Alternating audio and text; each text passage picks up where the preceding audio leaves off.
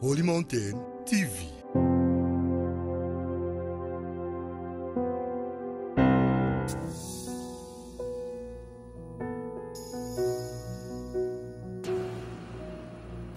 Ndi Pasteur George Nkurunziza, ni Murundi, navukiye ngaha nyene Bujumbura. Kijijwe muri 1993. Ico gihe yari muri Vivante, ari umukozi w'Imana yitwa Ndarubutse David. Nabaye murakiza ariko natanguye ubutumwa mu 2004. Gatanu natanguye ubutumwa mu mabarabara no mu mainterieur y'igihugu.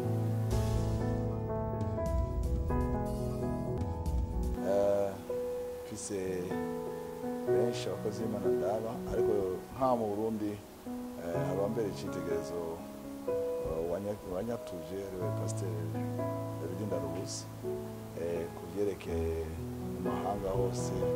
Nkunda umugabo yitwa nuko yitavye Imana, ariko nawe nakurikirana cyane.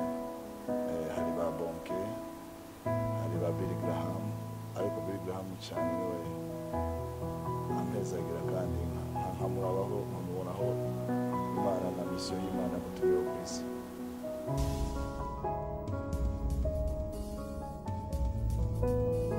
Ubu unye mba mu gihugu cy'Amerika, muri Boston, niyo mfise eglise ubundi hano.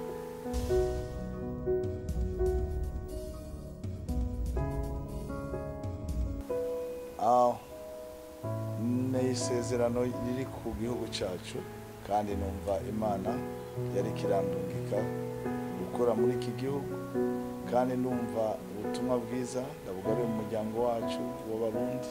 Niho nakuriye isoko yo kumenya Imana, kandi numva ari Imana iriko irampamagarira gukangura bene data, Abarundi bene wacu, mbese n'abo mu gihugu cyose cy'Uburundi.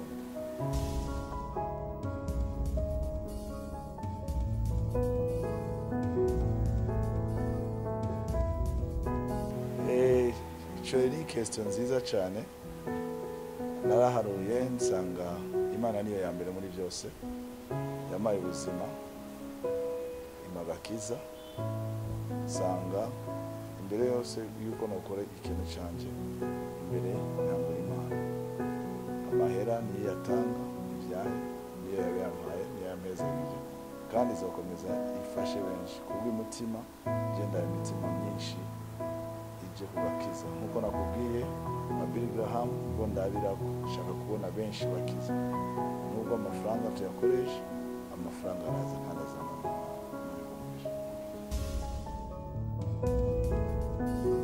Twiteze kubona inyungu nyinshi y'abantu benshi bakira Yesu, abantu benshi bagaruka ku Mana, abazimiye bazimuruka, abasubiye inyuma basubira kugaruka mu Mana, benshi bakizwa. Nico masengesho, niyo mutima mfise, nico kintu ca mbere kiri mu mutima wanje.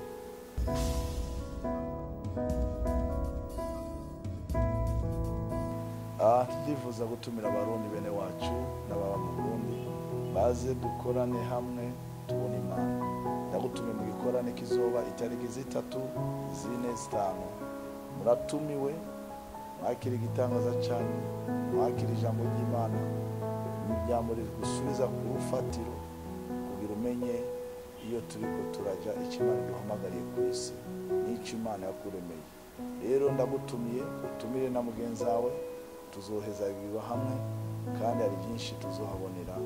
Imana yandungitse muri iki gihugu, yandungitse nk'uko yarungitse abakozi bayo, basubire mu babo, babibutse kubaka urufatiro, kandi n'abafise urufatiro dukorere hamwe twubaka ubwami bw'Imana, icyo Imana yaduhamagariye. Rero ndagutumiye, wakira igitangaza cyawe, witegure. Ijambo Imana yumvikanye Yosuwa 3:5, araba ngo nimwiyeze, kuko umunsi w'ejo Imana izokoresha icyubahiro. Abarundi barasenga bazi Imana, kandi niyo mpamvu nayo yabakunze yaje kubatemberera. witegure waho uri uzuvuga ngo Mana unkoreko ndazi kuzogukoraho utumira abagwayi utumira abamugaye utumira abatumva twabonye Imana ikora uyu munsi iracakora Imana ibamugisha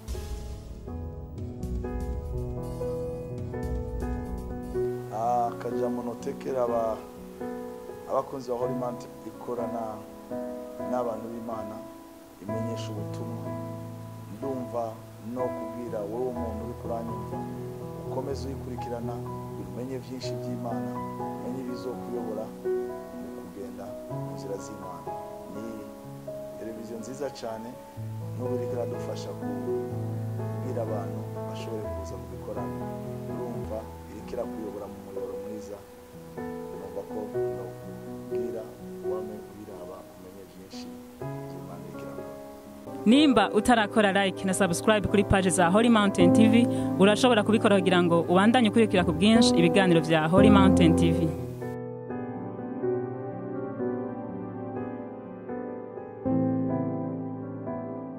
Holy Mountain TV.